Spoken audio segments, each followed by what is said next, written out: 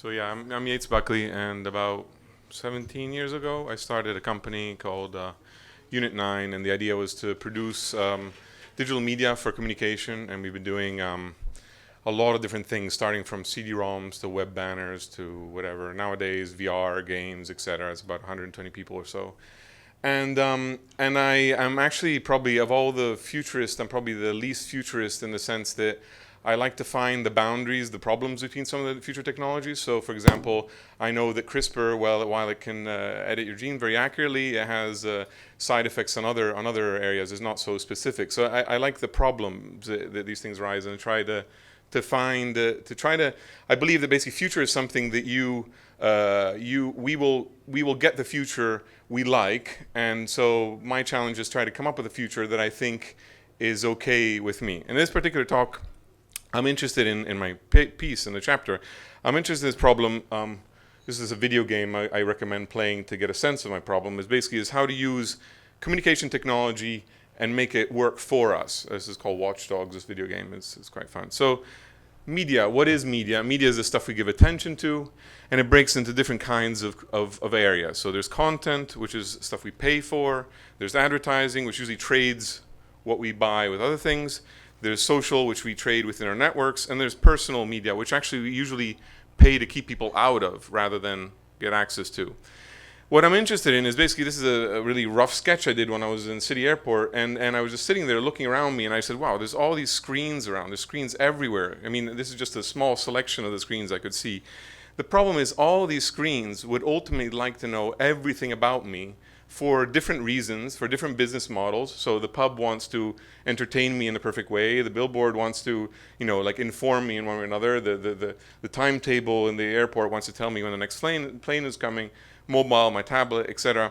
But they're all trying to connect to me. They would like to have all my information to be able to do their different jobs because they would do them better.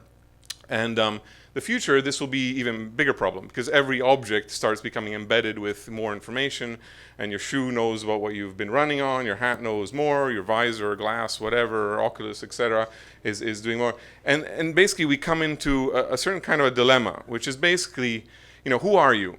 So you are made of these sort of circles. I've not completed everything, and you've got different dimensions of who you are. Some aspect of who you are is public. Some other is personal, that you believe as being personal. It's information you feel like you control.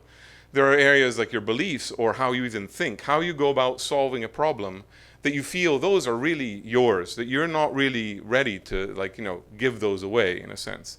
And the problem is, if you look at most billboards today, or a lot of the newer billboards, they have embedded technology that basically are watching what your eyes are doing, and they're noticing what aspect of the billboard you're looking at, whether, they try to figure out who you are and segment, what kind of race and height and et cetera, what you're doing. And so there is a little bit of a strange dilemma. So there are these layers that you have about who you are, but the billboards and the screens out there, they would like to know everything they can about you to serve you better, actually, right?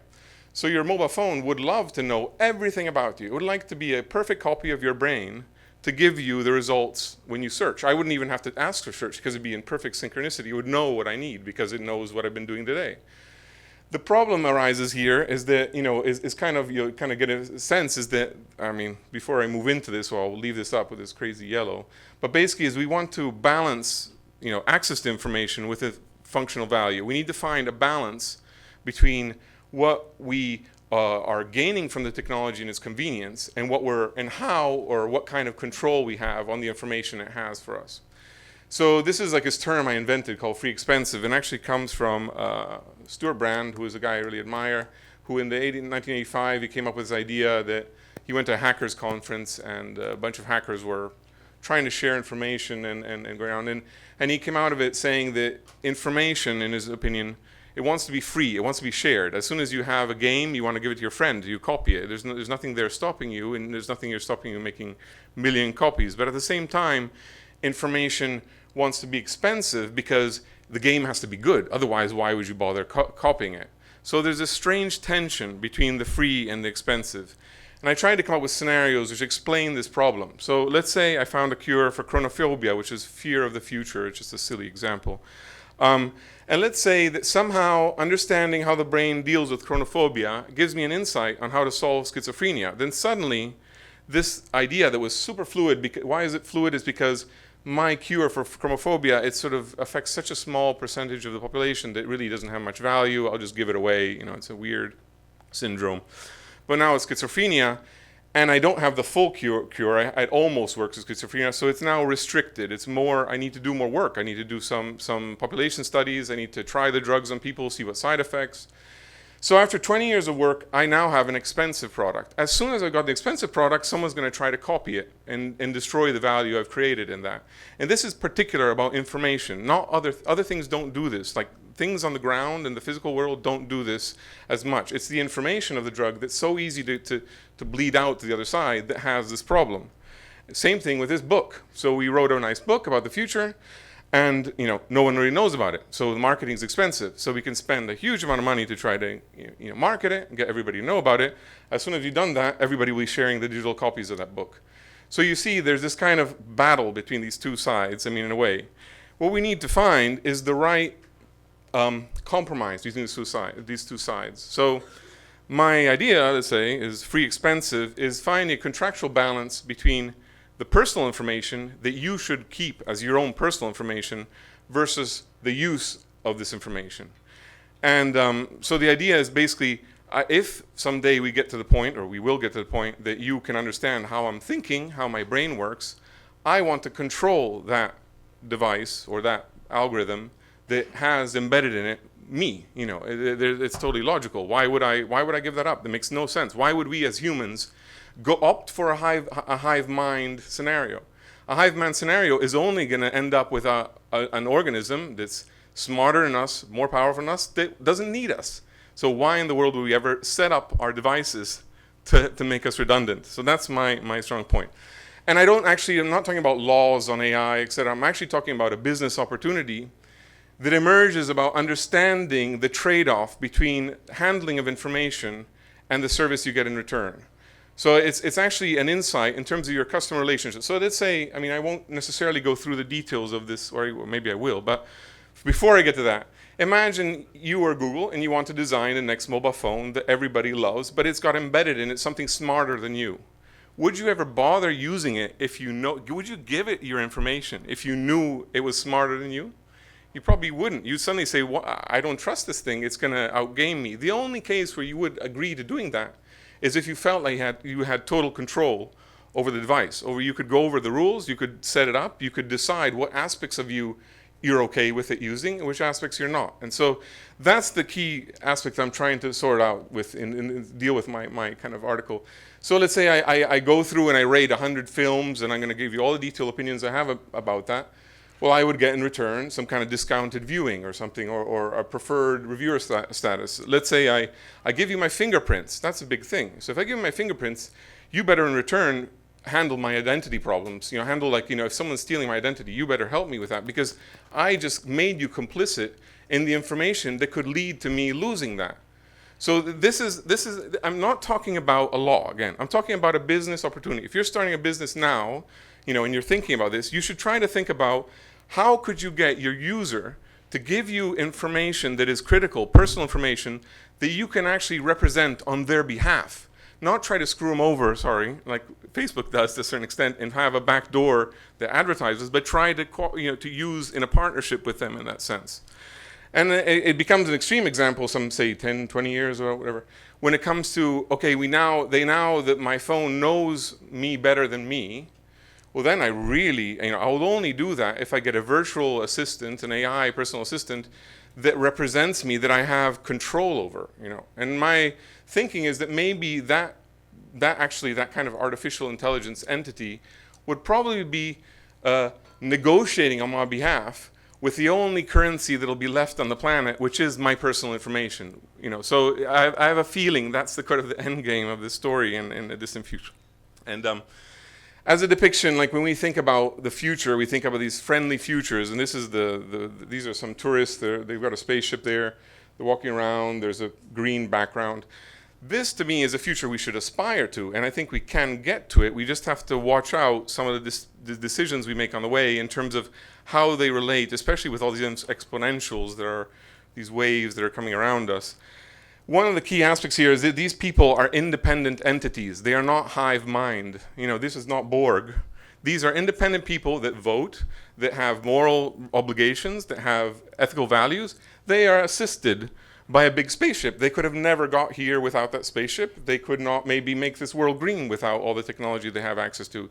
This is the future we want, so I just would like to, you know, take the right actions to go towards that. They're responsible, they're persons.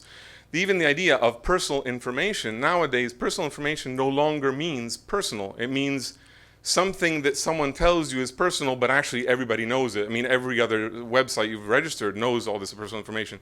And I don't think that's a very, very healthy perspective. On the other hand, we have these kind of dystopic futures which are going too far on the other side. You know, you fall in love with your mobile phone. This is a movie called Her, where that happens. And I don't know, Google Drive, see?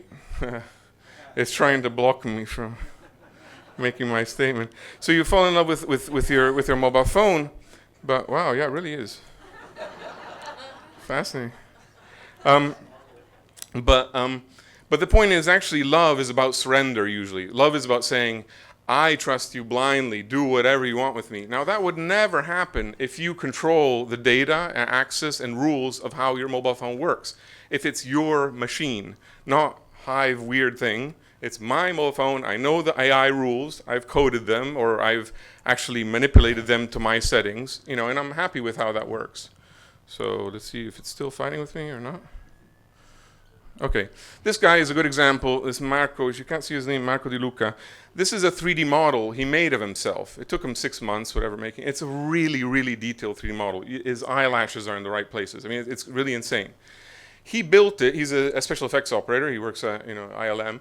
And he built it, you know, with the tools he understands intimately. He built it, you know, little line by little line. And this is the metaphor. He has total control over his technology to create an avatar of himself that is just as good to a certain extent as himself. It's like a parallel identity. And I think this is a more embodying the spirit of the kind of use, if you want, of technology that we should pointing to. Even Google understands this. This big launch this year, the focus, big focus of the event on Google.io is your app permissions and how easy it's gotten to control what these different bits are doing with your personal information.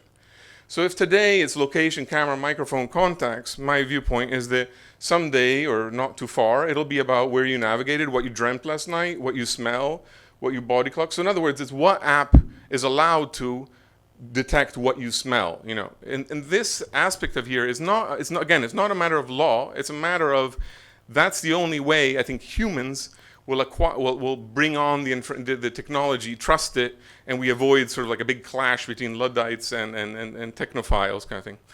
I work in advertising, I also work in neuroscience, and this is actually 3D data from a neuron. This is the scale of 20 nanometers here across. And I always love, you know, there's this funny thing about how close we are in understanding the brain, how far we are, etc. It's a fascinating organ. There's a lot of things that we do know, but there are a lot of things we don't know. We don't really have a way of evaluating what intelligence is. I tell you IQ, but it's all context-based. You know, if I'm playing a game of chess, I might win the game of chess, but the other guy might be standing there with a gun telling me, if you win, I'm going to shoot you. And there, suddenly you have to redefine the intelligence. I might be playing chess, and meantime, the world around me is going to shit because the environment's all screwed up. So intelligence is really tricky to define depending on the context you're in. And our brain does that pretty well. And it's done it for the last 20 million years, you know, let's say, 1 million generations. So I suggest that if we can craft the kind of future we're going to, we should keep it roughly oriented around the biological experiment and intelligence we've run, rather than, you know, signing it away to some other unknown, which has had a much shorter lifetime kind of thing. Anyhow, for more of my entry, sorry, I'm getting a bit excited, is you can read the story in my book, and I think it's a great thing that Roy did, bringing together a bunch of people that are really impassioned about talking about the future with all sorts of crazy ideas, all coming together, and it really, you know, bringing out stuff that wouldn't actually make it out there, I think, otherwise, because it's very difficult. I'm not a professional futurist. I wouldn't have written this if I hadn't had Roy saying, "Hey, do you want to write this thing in a book?" So I'm really, really grateful of that. Yeah, and I leave you with a short piece of VR footage that we've shot. And if you have any questions, the reason why I wanted to look at VR content, this is film content over Ireland, very beautiful, is that this is the next disruption of the real estate industry, because the day what you wear in a helmet or whatever is just as good as what you have in your flat, or if you can travel anywhere in a headset, suddenly we reorient that whole part of the world. And I just think it's fascinating how these some of these, this really opens possibilities.